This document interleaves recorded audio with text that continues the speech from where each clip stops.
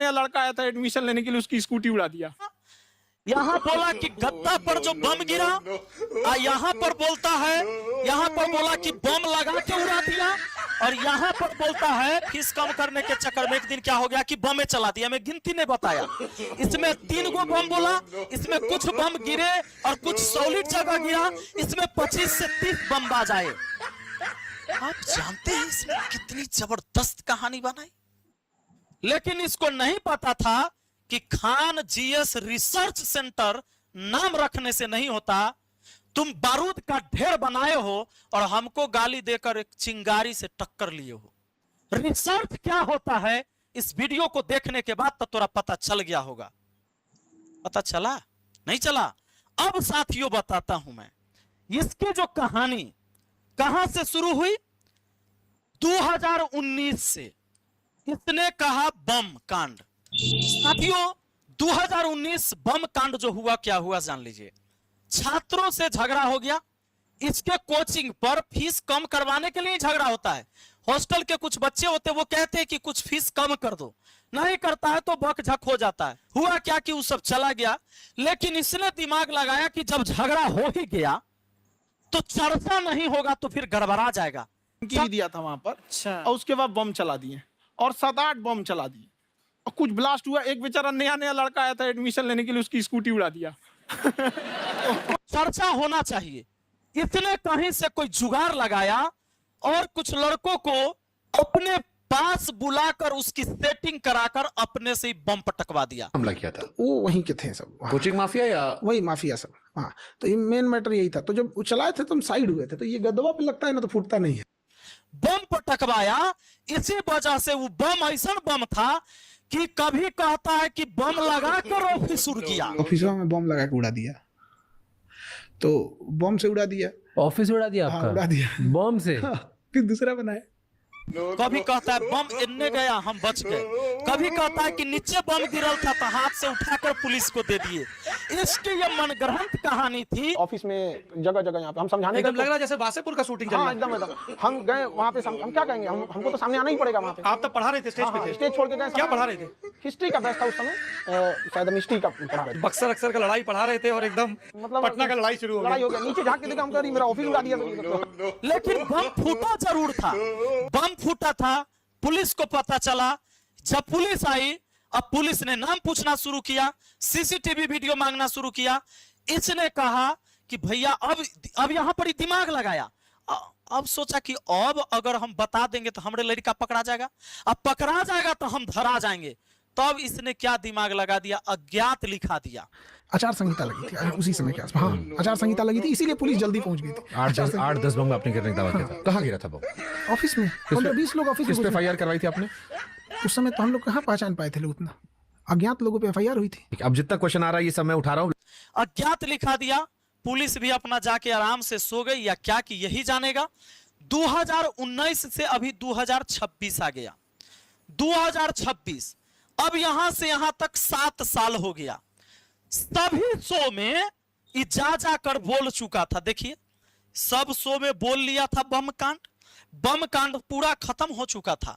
जब बम कांड खत्म हो गया, इसने दिमाग लगाया कि अब कुछ नया कर, और इसीलिए इस बार इसने शुरू किया गोली कांड। और गोली कांड जो ही लेकर आया, क्योंकि 7 साल में ये बम कांड सब जगह सुना चुका था, और इसी वजह से यह उकसा के झगड़ा किया।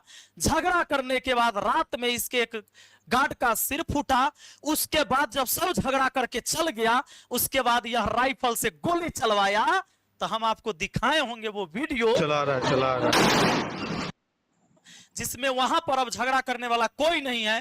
गोली चलवाया ताकि फिर से यह शो में जाकर फिर एकदम रिपीट फिर 7 जगह जाके करेगा कि अब तहिया तक सब बमे चला था, अब तो गोली चल रहा है।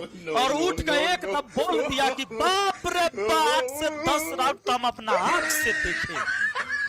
गोली चलाने लगे 10 मिनट में ऐसा लगा कि जैसे अफरा तफरी होकर रख दिया। यहाँ पर 8-10 राउंड तो हम देखे हैं यहाँ पे। रोशन आनंद सर को जेल भेजवा देता है। लेकिन पुलिस इस बार थोड़ी सख्त हो गई।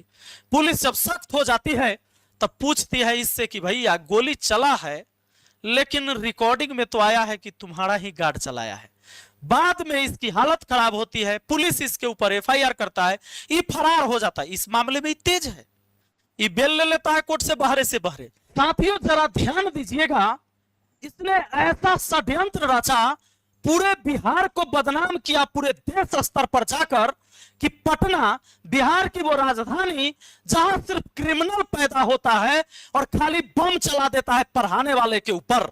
इसने अपने आप को भगवान साबित किया शिक्षा का, इस शिक्षा का देवता बना और आप अपना आंख बंद करके इसके ऊपर भरोसा करते रहे।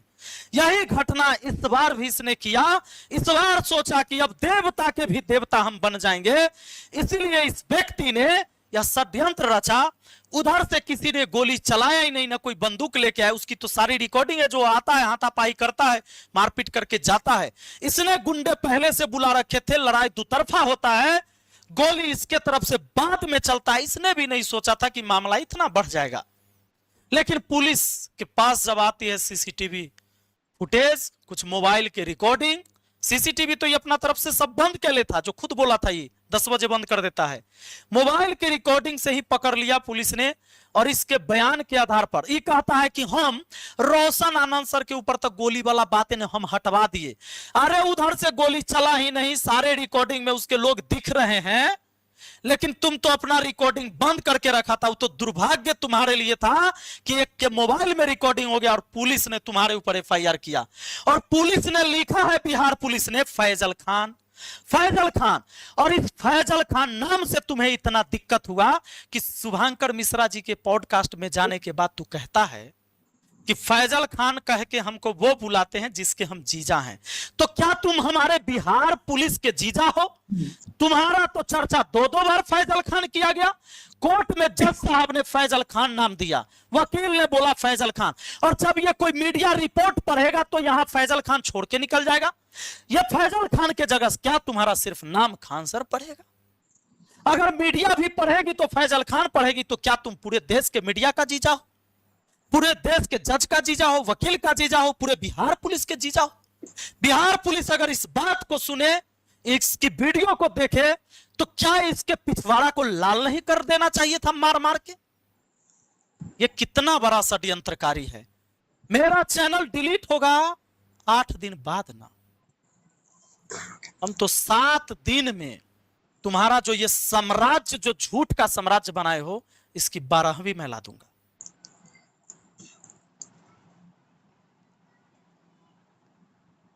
एक बार खाना